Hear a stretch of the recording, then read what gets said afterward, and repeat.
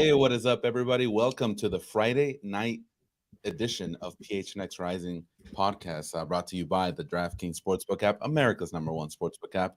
Don't forget to hit that like button and subscribe wherever you get your podcast, and also leave us a 5-star review. Helps us out over here, makes you look good as well. So help us out on that side. My name is Ramon Chavez, and of course, as always, we have Owen Evans. How you doing, sir?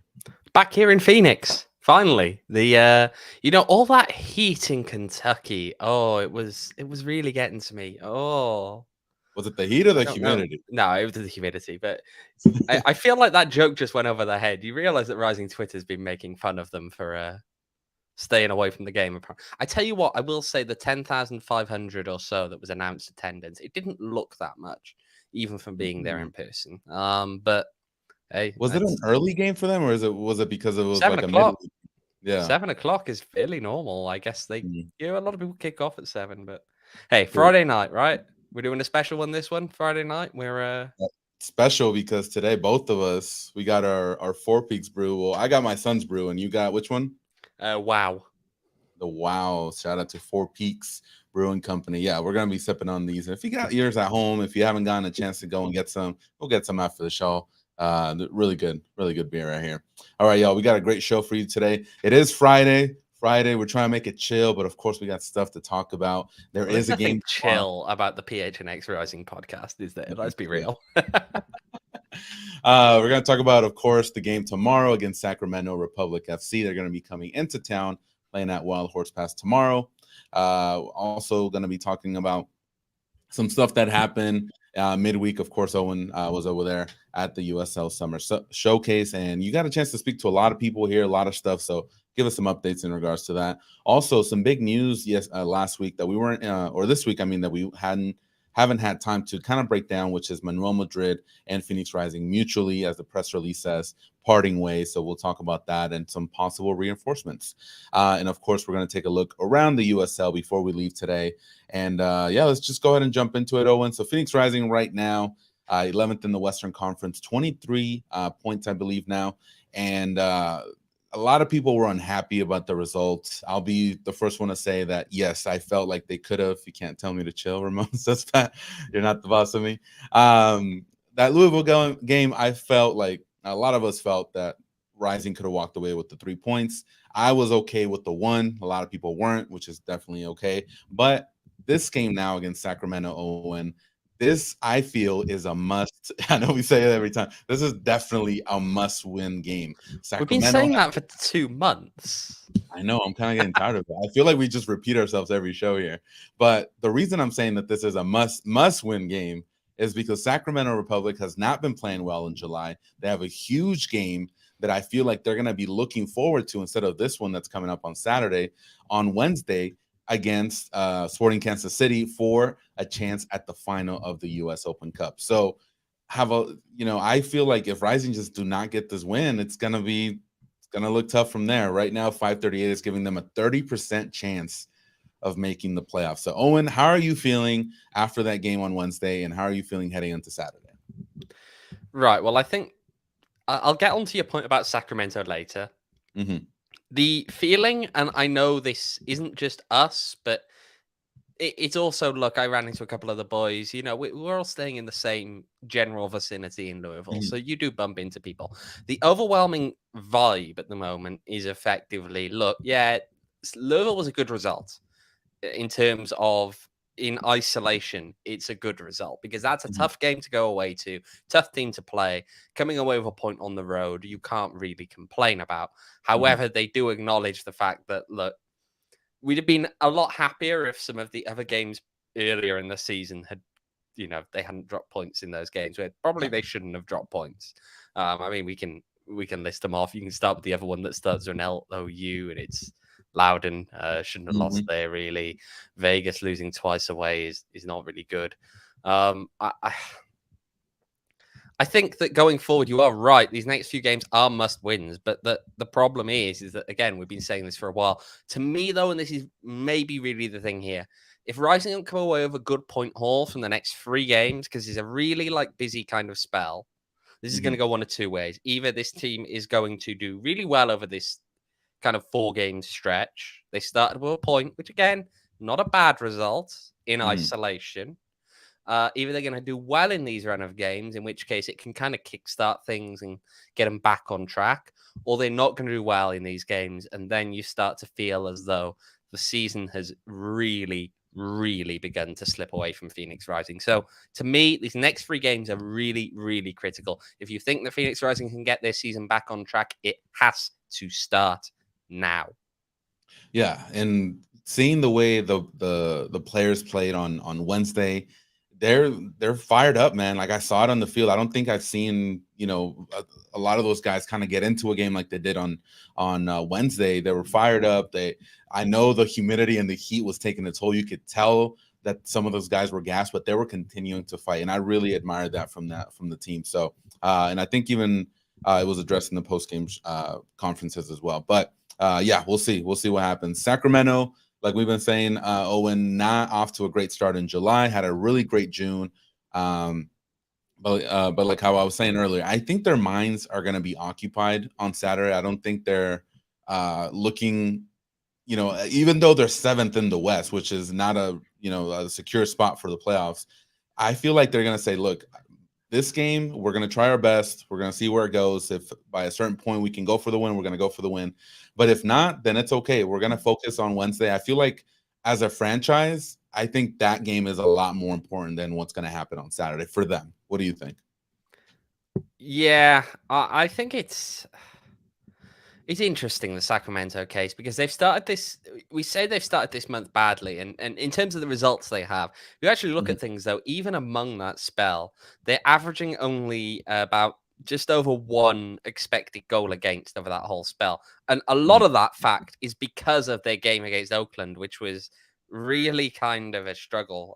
Where they gave up 3 goals in a really high scoring game. When they actually conceded 3 to Colorado Springs, the expected goals against was only 0.72. So they've been keeping the opponents under 1 in all of these games in the last month as a whole.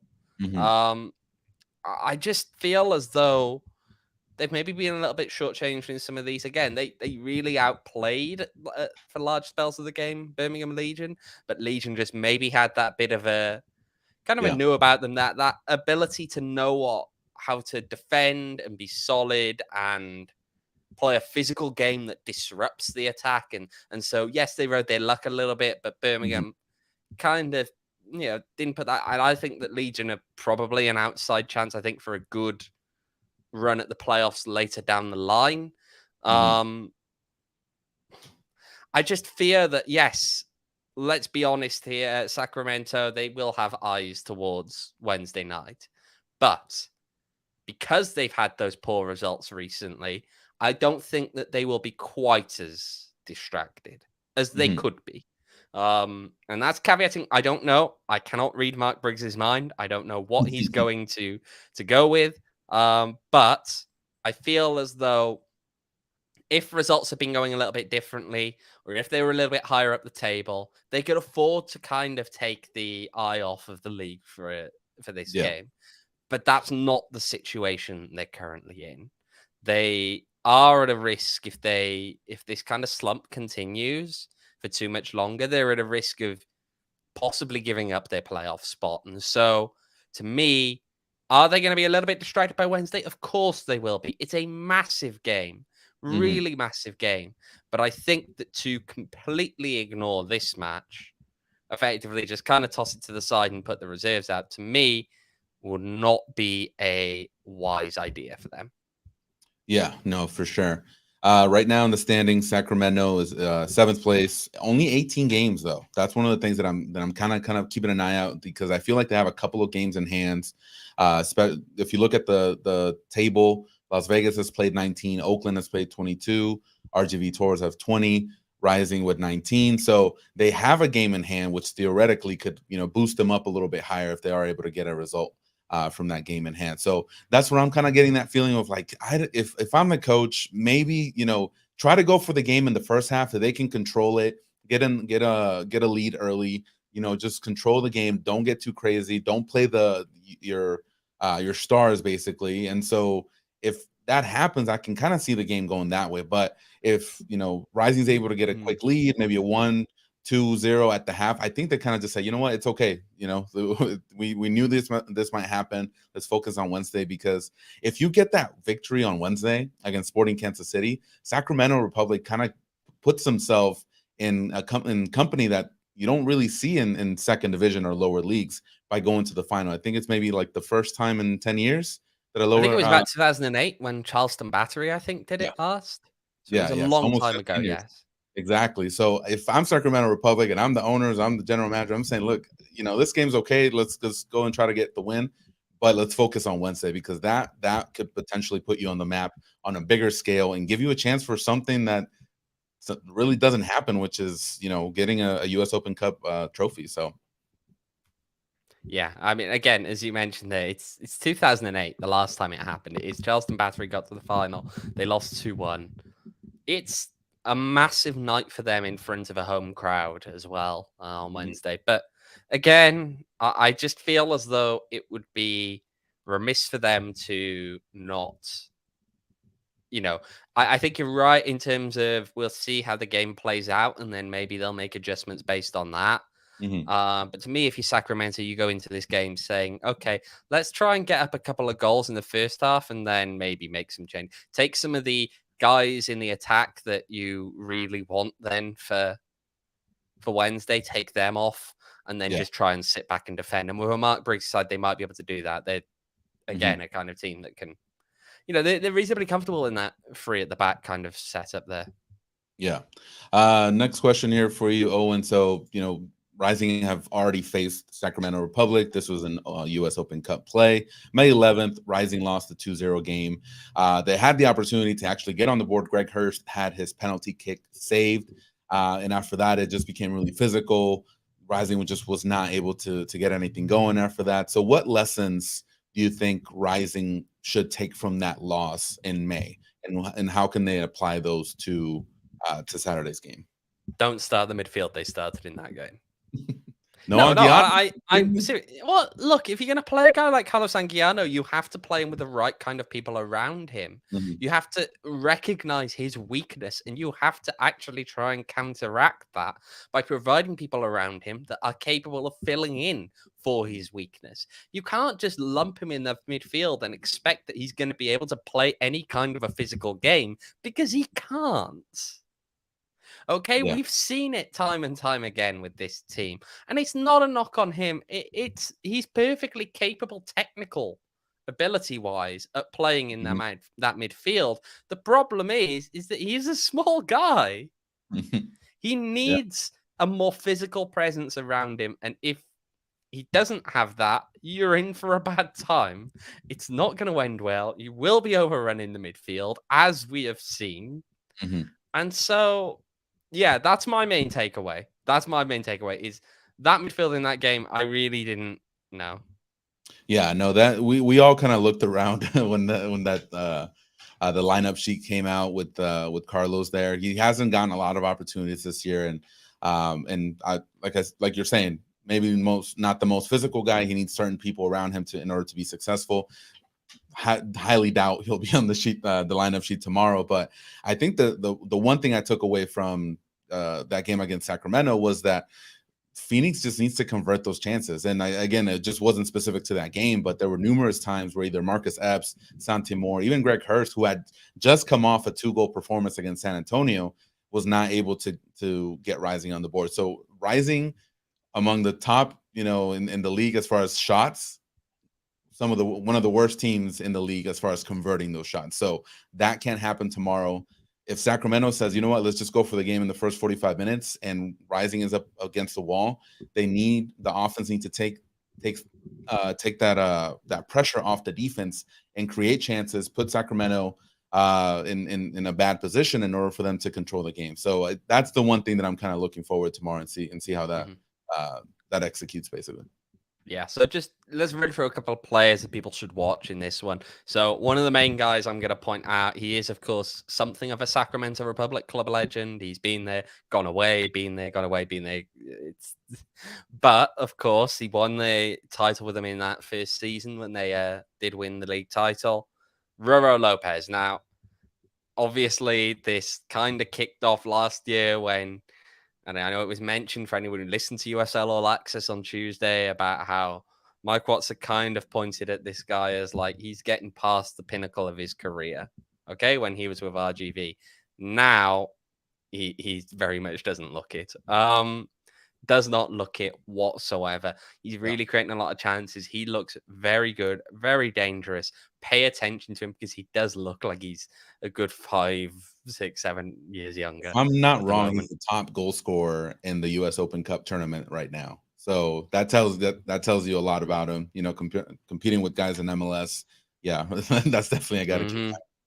Some other people in there. Let's talk a little bit about Malik Foster. I think he's someone who can be really dangerous. You do have to pay attention to him. He will create chances. He will find goals.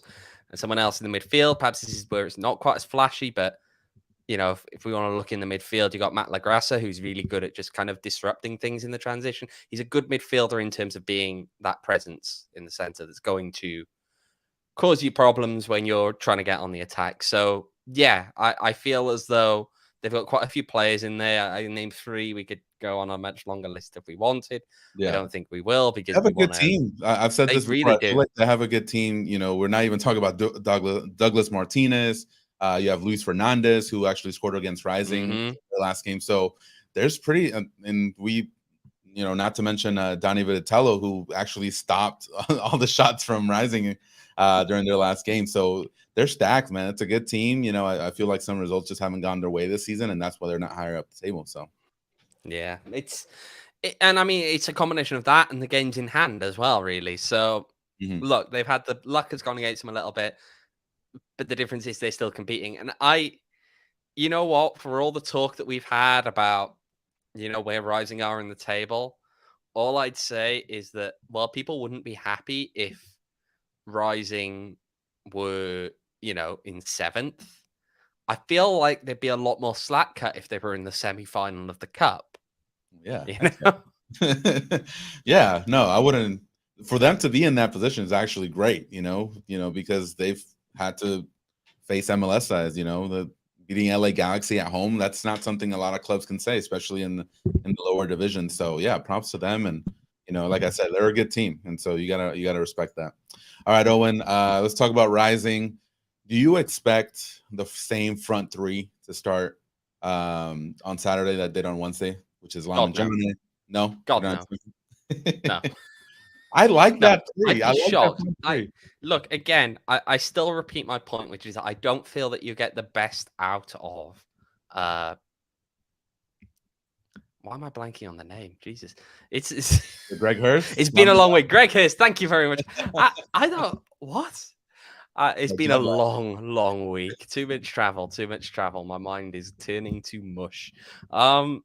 Yeah, so Greg Hurst, you do not get the best out of him, I don't feel, on the wing, because you are looking at someone who, again, is really dangerous in the box. If you can get the ball to him, you get the ball to him in a place where you can actually do something with it, and he is dangerous. The problem with having him cutting in from the outside is that, again, you're just not making the most of that strength. Now, in the current system, maybe that is how you have to play him, right? I might not like it, but it kind of is. I feel as though ultimately, though, starting Lamin Jaune, no offense to the guy, I know you've defended him. This podcast has as many USL Championship goals combined as Lamin Jaune has. Okay? You're not go there. We are going there, right? Because this is why chance creation isn't the problem. Finishing is the problem. And so how is Lamin Jaune the answer to that problem? I don't know. I just struggle to see it, because at this point, yes, people will look at it. People will say, "Oh, you know, he got that one shot off. It was straight at the goalkeeper." Yeah, but if he does it 9 times out of 10, is he going to put it in the net? Well, nothing he's shown us says that he will. That's where my problem is. It's yes, you give players slack sometimes when they have a track record of scoring goals. You have a problem with, not the fact that he's actually playing. So if he comes in, maybe last 30 minutes. Even then, I'm not really sure. Just because, again, you want people that you know, actually going to finish. You want someone that's actually going to be able to put the ball in that, and he's just never shown that at any stage in his career. The guy is 27, and he has never scored a goal at this level. 27, he has never scored a goal at this level. And I definitely understand that, but you have 2 players that are not giving you any offense whatsoever. You have Santi Moore who's struggling. You have Marcus who Epps scored this season. Santimo has scored this season, How many which more is games have still they more had to goals than score? Lamin That's what I'm Jaune saying. has in his USL Championship career. No, and I understand that. But that's the thing. What does Rick have to do? Because these guys are not performing. He's putting them out there. They're not getting the goals. He brought this guy in. He has to give him a chance because the other two guys are not performing. What do you Why want? did he bring him in? It doesn't I'm answer talking the about what's going problem. on right I know. now. Yeah. So it's like that's what I mean. And we can get into all that stuff, but that's my thought process. You have Santi Moore that's not performing. You have Marcus Epps that's not performing. Antwi, when he gets in the game, he has chances. That's I'm not saying that he's the cure for everything. Give the guy a chance. If he's not working, then you kind of have to go back to Santi and Marcus Epps. That's what my feeling is. Rick is thinking. Because there's nothing else like other than bringing in another guy. What else is he gonna do? Look, and it's where, and we'll kind of get to this later, but it's where we hit that point whereby at this point change is happening. Change is happening whether you like it or not. It's the form of the change that is what is up for debate right now. Change is happening. It's how that change manifests itself. So look, I just struggle at this point to look at. I mean, Renee in here has got the comment in here with Jaune is a dollar store purchase for the mansion that should be rising. You're not wrong. I feel bad about it. I feel bad about this because I don't necessarily. I don't like the idea that we're criticizing this guy as much because the problem with it isn't him. The problem is why was he brought in? Like, so anyway, exactly look, right. Ramon, if you were offered a contract tomorrow to go and play for Phoenix Rising, you'd take it. You wouldn't have any. I gotta check. Gotta check my schedule. No, I'm just kidding. But here's the thing. I think you're right. If you have Santi Moore, if he had 10 goals this season, and then you have Marcus Epps who had 5 goals and 8 assists, do you bring Lamin Jaune in? I don't think so. But he's here. Why would you bring him in anyway? Does he? I'm struggling to see what kind of pressure a guy that doesn't score puts on your players who aren't scoring. Yeah. No, and what is it? Is it just to say that we can get someone who also won't produce, but we're going to pay him less than you? Is that what the pressure is supposed to be? Yeah, I don't know. Have a few games under his belt. Give the guy a chance. I give him maybe. He had 10 games in Atlanta and couldn't score. Oh my goodness! All right, moving on. He had how many games in Dominican Republic and scored 3 goals in the Dominican Republic? Yeah. We'll see. We'll see what happens with Lamin. I'm rooting for him. So if he's watching this show, just know that I'm rooting for you. I would prefer for Santi to be back in the lineup if that's the way that we're gonna go about it. Hurst in the middle, Santi on one side, Lamin on the other one. See if that works. You still want to start Lamin at this point? You see if that you're just throwing the look. I'm going back to Scott's point here. Spaghetti against the wall. Yes, it is, Scott. Yeah, because there's nothing else. You want to put Marcus out there so he can have the ball in front of goal and not shoot? No, like give me a guy that's gonna try get by his defender and actually try to do something. Anyway, I'm done with this point. Speaking of fights, Owen Evans on national television, you were called out by Devon Kerr, one of the USL analysts. Can you walk us on that? What give us some context on why you're being called out on national television here. It's good. It's amusing. For a starter, guys, it's okay. You can put the pitchforks away. Don't worry. You can put the pitchforks away, Twitter and the chat. Don't worry. It's fine. No, effectively what it was, a comment had been made that that someone had told Devon, someone from inside the Rising organization had told Devon that, look, we're going to win this week and then we're going to come back to Louisville and we're going to win the final in Louisville as well.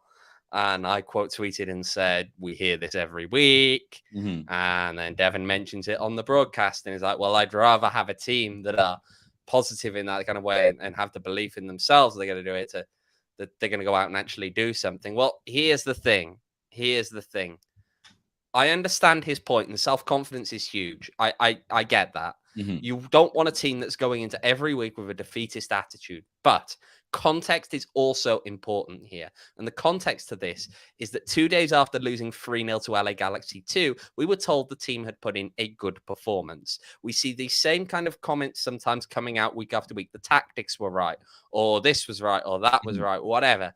And the point of the matter is the results aren't showing any of this. And so not only that, you have a continued insistence by members of the board that, look, it's okay. We want to stick by Rick Schantz. We think that he's the right guy. We're going to get it done. We're going to turn it around. And the point is that at a certain point, the positivity has to turn into reality. And it isn't. Yeah. That's where the concern is. As Scott says here, self-confidence can border on delusion when you have nothing in particular going to back that up. Yeah. And right now, that's the problem. When we hear it every week, and why that's a problem is that it's not just the specific wording of, we think that we can win this week or whatever. The way that he described, again, let's just go back to the LA Galaxy 2 game and the good performance. But they lost 3-0. Well, the tactics were good, though. So that was in the 5-1 loss. Yeah, the 5-1 loss. The tactics weren't the reason they lost that game. And then when you hear we're going to go and beat the best team in the East, forgive people for being a little bit skeptical when you keep talking about how great you are and you can't get the job done. Yeah. No, and yeah, it's frustrating because when I heard that and I reheard it, one more time, I was like, it kind of makes sense, but I understand in the player's mentality, hey, you got to come into a game thinking that you're going to win. Otherwise, you already basically lost the game. Now, but when you make statements like that, having the season that you're having, playing the team that you're playing, I don't think that should be said. Yeah, you can say, hey, we're going to beat them. We have what it takes. We know what we can do. But if you're saying, hey, we're going to come back and we're going to beat them again, I think you need to slow your horse a little bit. Try to win Saturday. First of all, and then maybe we can kind of pick up some momentum and start talking about that, because otherwise it just sounds crazy to me. It does. And that's the problem. At some point, it just feels like we kind of need that dose of reality. And unfortunately, right now, it almost as though there's kind of too much positivity, too much just blasé attitude about how it'll pass. Do we need to get into the 2 years comment? That's the kind of blasé attitude that we're looking at right now. And that's why when you hear things that are, we'll win this week. No, you've got to earn it. You've got to earn it. Yeah. It's time to stop with the good performances that don't get anywhere. It's time to stop with some of the toxic positivity. It's time to get out there on the pitch and actually earn it. Yeah, no, I agree. Renee's here. Before the season, on paper, we were incredible. Lately, even on paper, we do not look even mediocre. At the end of the day, you have to get results. You have to get the 3 points. You have to get the W's. Otherwise, all the talk, all the talent you have, all the training you do, it just does not matter. That's the end of the day, and that's what sports is about, at least at the professional level. So, Owen, yeah. So. Well, but don't worry, chat and Twitter and everything. You can put the pitchforks away. It's okay. It's okay. You can put a couple boxing gloves over there. We'll settle this. I'll get y'all together. All right, Owen. I nominate Ramon. I'm the ref to represent me. I'm the bell guy. Predictions for the game, Owen. I feel Rising's gonna take this one 1-0. I think that Rising will win on Saturday, and then they will win the conference final against Sacramento. No.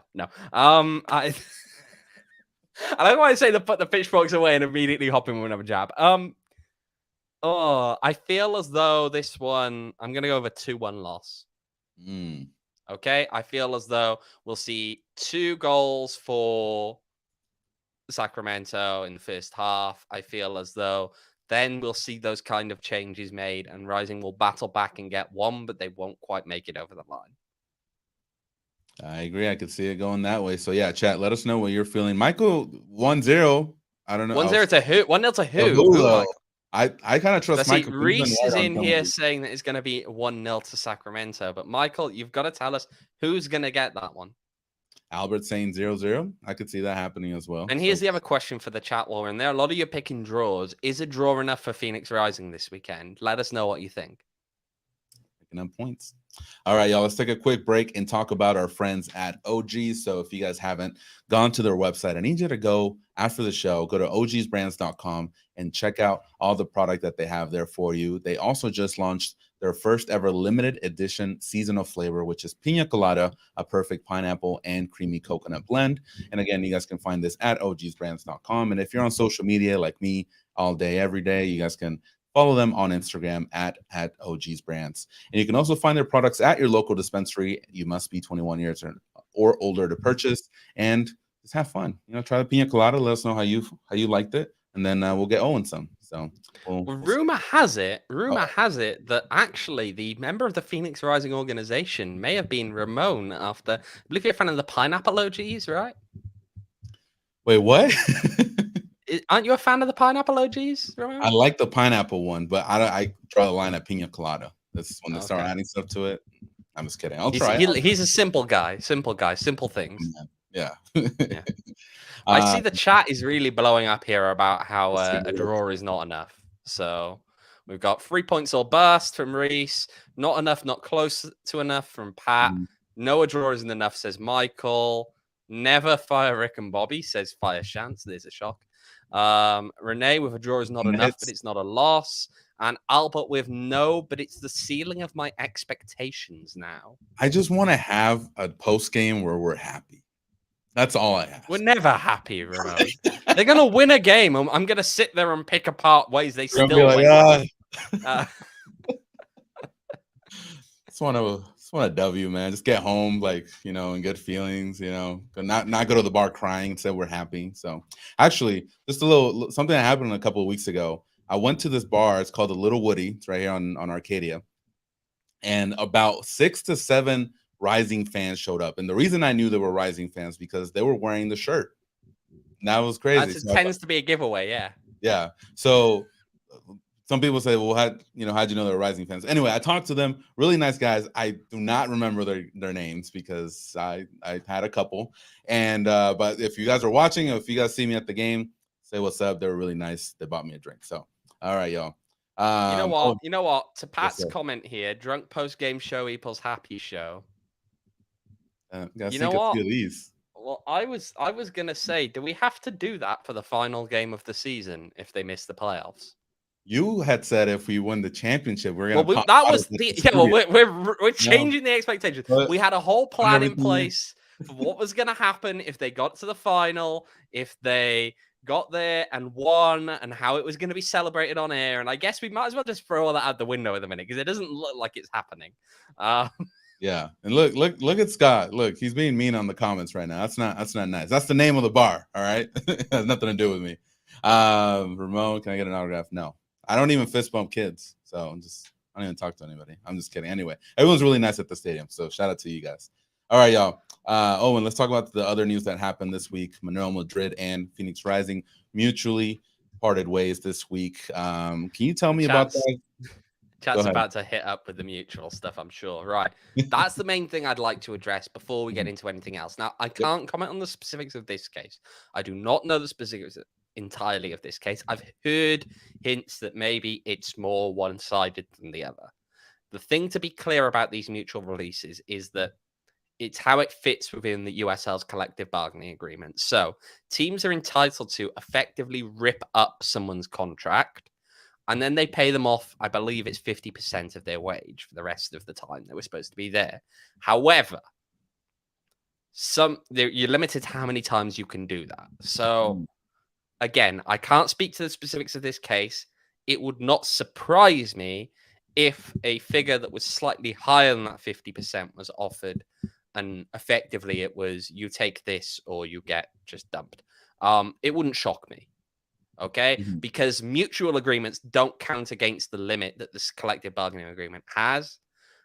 So again, just bear that in mind. Look, this is kind of where I was going earlier with the change is.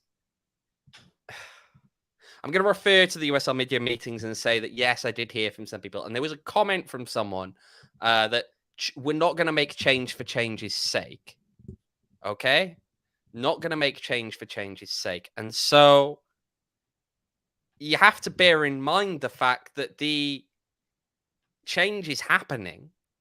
Okay? You might be talking about that you're not changing Rick. That's fine. You're changing the players, though. You're not sticking with what you had. You're not turning around and saying it's going to fix. You're saying that you're giving Rick another chance after messing up the recruitment. That's what you're saying.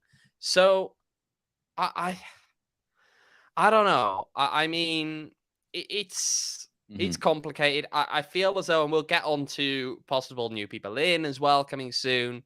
In terms of this comment here from Fire Schantz, rumors about any other Rising players leaving. I have heard bits and pieces, some which are more concerning than others. Nothing yet is concrete. I will say, however, that when I did ask Bill Krause this and put this kind of on the podcast, for those of you who listened to that one, you've heard it was kind of a Katie, you may not have to.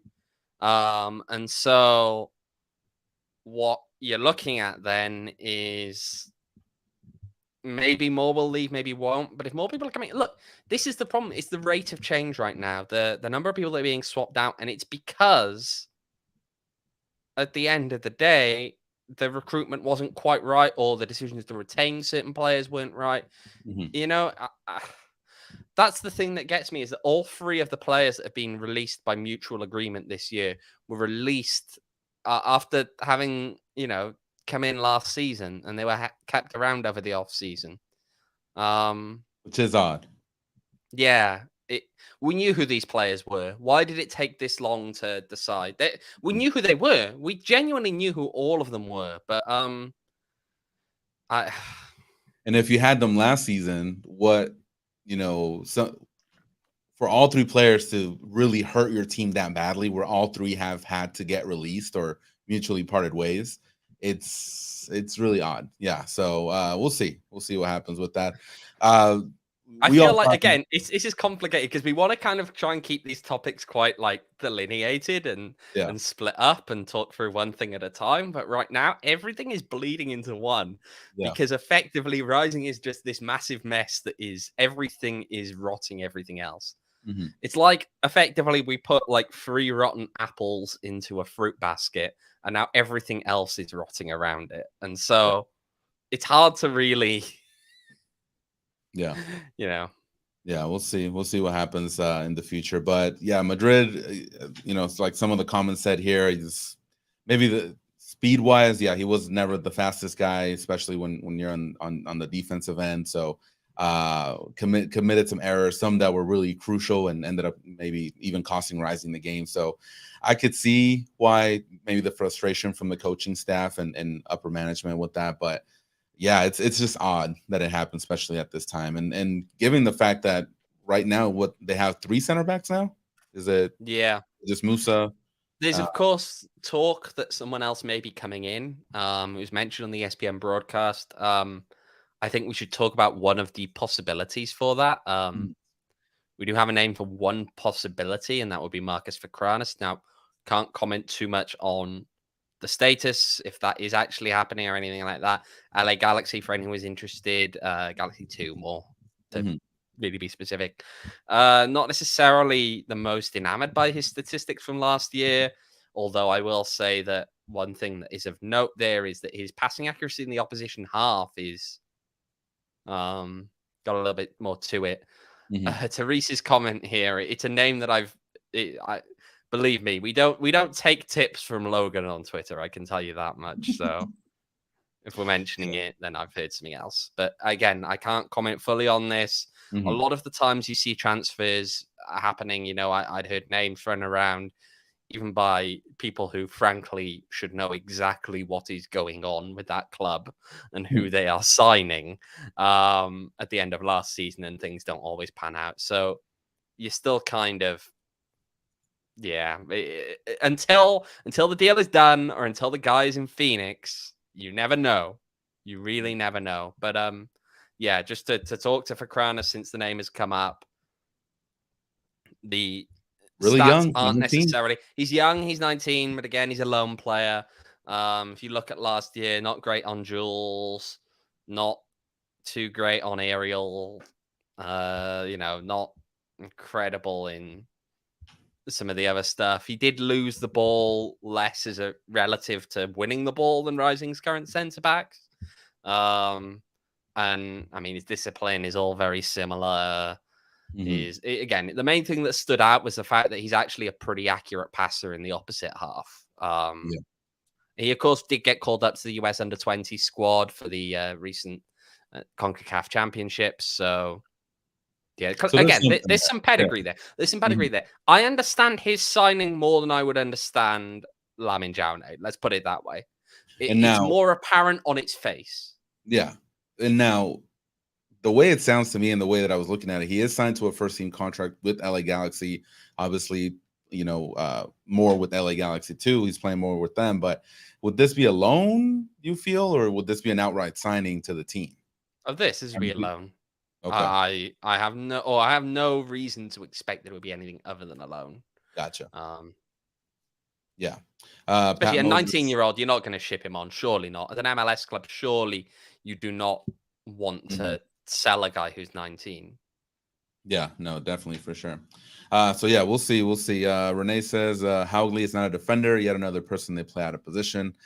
I agree with that one. I think he's more of a midfielder, but he says he likes. He'll tell you he's a centre back, and that he is a kid has spent his entire career. Really, it was only at college that they made him into a defensive midfielder. So I don't know. He'll tell you he's a centre back. Yeah, so we'll see. We'll see what happens. We'll keep you up to date with everything that's going on with signings. If we do hear anything, or if there are official signings on our Twitter account, PHNX__rising. Make sure to follow us there, and we'll have all the breaking news once they arrive. All right, Owen, let's take a quick break and talk about DraftKings. We do have odds for tomorrow's game. Oh my God, do we? Yes, Ooh, I saw. I'm getting my phone out in a minute. Let's have a look. I got him here. Let's get these odds. So for tomorrow's game, if you bet on Phoenix to win, you can get plus 100. Those are the odds for Phoenix, plus 270 on a draw, and then Sacramento is plus 200. So Phoenix is favored in this game, but not by too much. But you are able to make some money if you do bet on Rising. So just a little heads up for you. Would you bet on Rising tomorrow, Ramon? Plus 100? Yeah, I'll do it. Don't ask me for receipts though. Yeah, we've spoken in the past about sometimes there are specials you can do whereby you can bet $100 on Phoenix Rising and you can lose $100 on Phoenix Rising because that's true. That's kind of how this season's been feeling. I'm going to be honest. All right. So what was the score you went with again, Ramon? Let's get that up. Let's get those I went 1-0. You think 1-0 to Phoenix Rising? That is plus 850. I had a 2-1 loss, didn't I? That's plus 1100. A lot of the chat has seemed like they liked some of the draws. So a 0-0 draw is plus 1800. 1-1 would be plus 650. So, got a 2-1? You got a 2-1 for Rising? 2-1 Rising is the question. Plus 850, so the same as the 1-0. Pretty much. Okay, there you go, Scott. So 850, that's not bad. I put some money on that one. Is Michael in here talking about? This is one that I really want to look up. I want to verify. Is this accurate? Is this accurate? Tampa Bay against Atlanta 2. No, it's not currently what I'm getting up here. I'm actually getting plus 800 on a draw no bet. Might have changed. I'm afraid. But yeah, make sure to download the DraftKings Sportsbook app if you do want to make some bets for tomorrow's game. Pretty good odds. It doesn't hurt to put some money in the game and then go see it. So you guys can use promo code PHNX once you download the DraftKings Sportsbook app. When you make your first deposit, you can get a risk-free bet up to $1,000. So that's promo code PHNX only at DraftKings Sportsbook. Minimum age and eligibility restrictions apply. See the show notes for more details. So yeah, make sure to. Now this is a point that Renee wants to put here. What are the odds of Jauné scoring? Now, of course, DraftKings Sportsbook do not offer, unfortunately, individual goal scorers. However, I tell you what, if you would like to, I'm sure we'll get Ramon to do something funny if Jauné scores. Plus 1,000? Is it plus 1,000 if he scores? Right. Well, what do you want, Owen? What would satisfy you so that way I could get this off my back? You know what I'm thinking now. I'm thinking.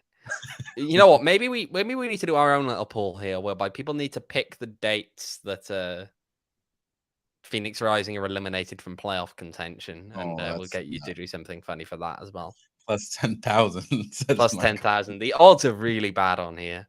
And I can't even add the number. I'm not even counting the number of zeros in. Reese has just put a comment here. I'm not even counting the zeros. If Jauné scores, and then everybody's going to come in like, see, Anyway, we'll see. We'll see what happens. I'm rooting for the guy. That's why I want him to score. All right, Owen, let's take a quick look around the rest of the league for tomorrow. We actually have a game going on. I don't know what the score is for that one. I think it was level the last I'd seen. Colorado Springs against Oh, gotcha. Yeah, yep. 1-1. Yeah. All right. So yeah, let's take a quick look here. Got my stuff loading up. But yeah, a Yeah, lot of so games. Charleston actually took the lead there before Elvis Amo got the equalizer.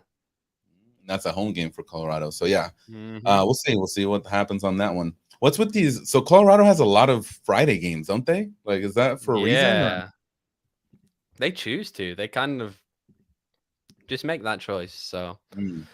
it's I a think risk. It can be risky. The other thing I will point out here, we're kind of looking at this and say, oh wow, like Colorado Springs is it's level. Have you looked at the XG for this right now? Colorado Springs at 1.45, Charleston Battery at 0.23.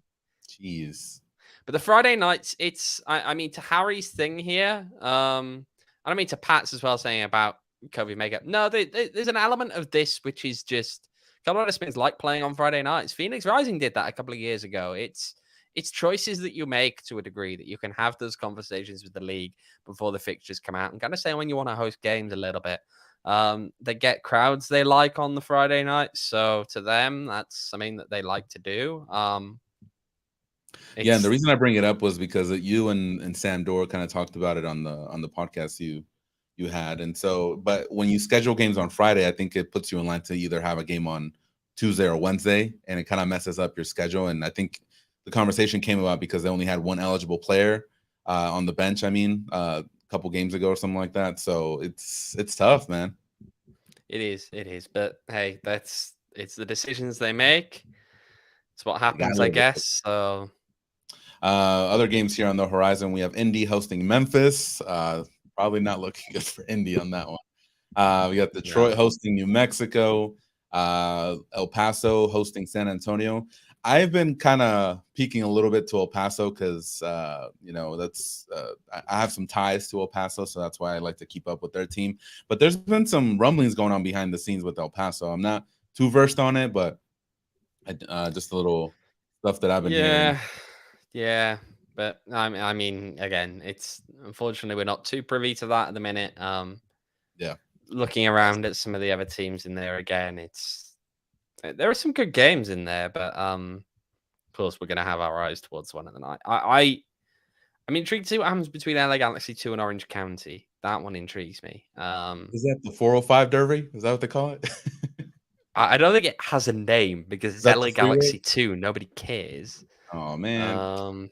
I mean, we'll call it the free. There is a freeway closure, by the way, actually, this weekend, for anyone who didn't know, heading down to Rising's games. We should probably, let's give people the warning there, should we? Is it the 143 or the 60 or what are we looking at? Give me a second. I'm getting it up.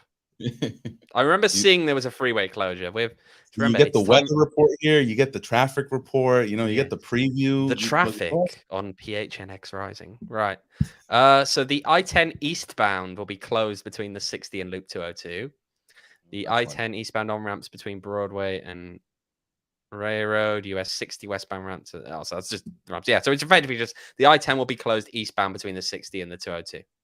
So there you go. The no one cares derby. The friend and families, family and friends derby. So if you are planning to head down to that game tomorrow, which why would you not be? Just remember that the freeway will be closed, the 10 between the 60 and the 202. So don't be surprised when you get kicked off the freeway, eh? All right. Yeah, we'll see you guys tomorrow. There should be a fun match. I don't know what the weather's looking. I know it's like 100 and something, but it's gonna be so hot. It's gonna be so hot. We can't possibly go. Jesus. 110. Wait, so it's gonna be the temperature that Louisville fans were claiming it was in Louisville? No. Oh man, yeah. As long as there's no humidity, like last week we got a lot of rain. I think it was Sunday or like microbursts or whatever. So whatever they're called, thanks to the monsoon. But yeah, as long as there's no rain, I can live with that. All right, y'all. That's pretty much it. Did you have anything else, Owen? Maybe we should talk a little bit about just coming back from those mid-year meetings. So yeah, I'll talk a bit. It was an interesting experience.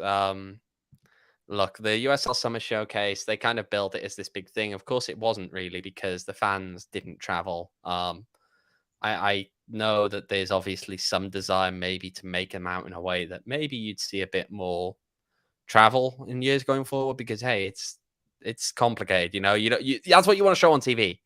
you don't want to show Rising fans where a few made the trip, of course, but not many because it's a Wednesday across the country.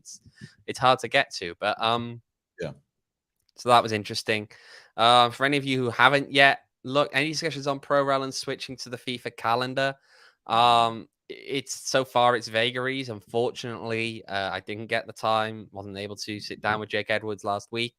We're hoping to get that in the book soon. And yes, of course, I'll be asking questions about that and those particular topics. We did speak a bit about the TV deal coming up, and they're still, by the sound of things, in negotiations over that.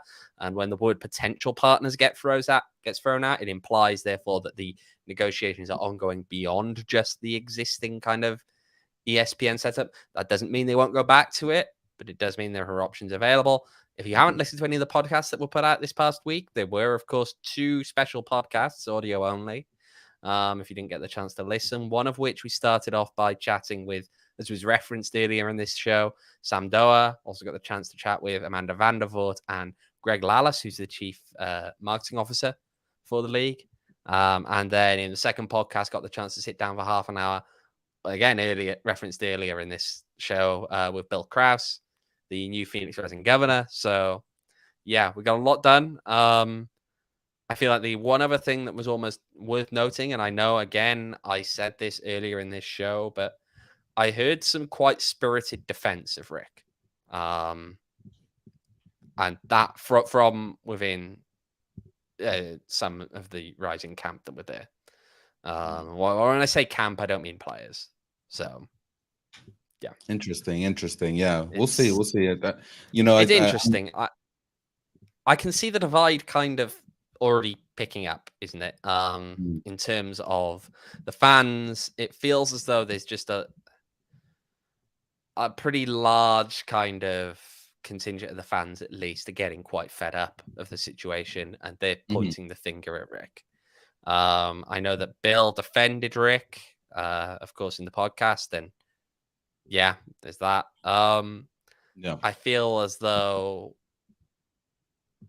sometimes, and look, right, we don't want to comment too much on specifics always with these, but I know that both myself and Ramon hear reasonably frequently from people who are close with the players. And it's multiple players, and the impression we are getting increasingly is that, at least for some of them, it's not really a fun experience to be in there at the moment. That there is an increasing wedge being driven between certain players. So when we sit there and then talk about, as Rick kind of said after the game, oh, no one can tell us this side isn't united. Well, they may be for each other, or they may be for other people, but that doesn't mean that they are behind the head coach. And that's one we can say for a fact, because we know that some players are not. The team is not united in that sense. I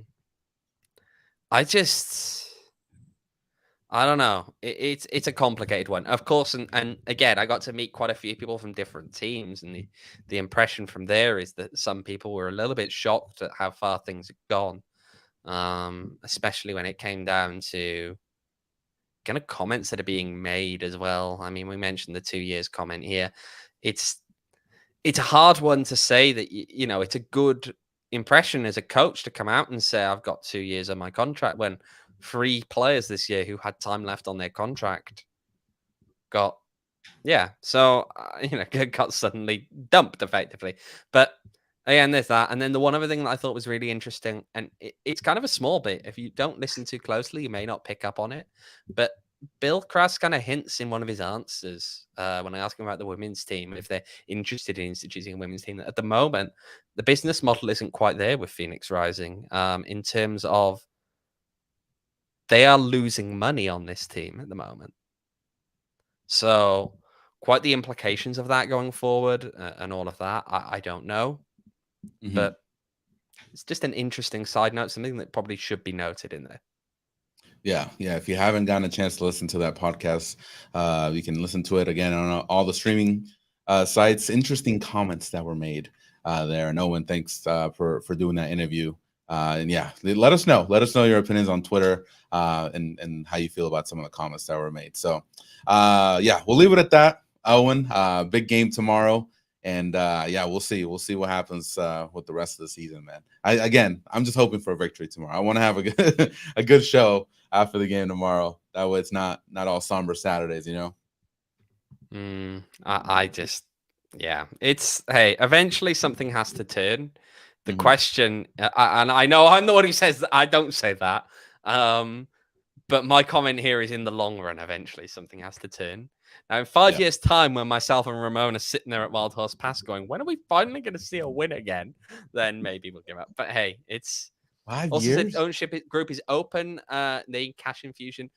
That one, I can give a bit of background to why I asked that question. We know that MLS likes big money owners. We also know that for whatever reason, it was said by Bilt in another interview with the Arizona Republic that he couldn't legally comment on MLS. So that was my thinking behind the question. Okay. Yeah. And you can read onto it what you will. It, of course, does not provide a full answer to the question of MLS, and ultimately nothing except an answer to a question on MLS would provide that. It's that was the. Yeah, we'll see. Yeah, man, lot to unpack with those answers, and a lot of layers. I'll leave it at that. As far as those answers are concerned. All right, y'all, we're going to wrap up the show here. I hope you had a great time with us here on a Friday night. I am off to watch Nope. So if y'all see me around the theaters there, just, that's what I'm going to be doing tonight. But tomorrow night, we will see you at Wild Horse Pass. And if we can't see you there, catch us after the show for our live post-game show, live from Wild Horse Pass. Owen, thank you so much as always. Don't drink too many of those beers. We need you tomorrow. I don't know. Maybe if I drink more of the beers, the game will be easier to watch. Yeah, maybe. No, sure. All right, y'all. That is it for us tonight. We will see you tomorrow. And until then, stay well, be safe, and see you later. Bye-bye.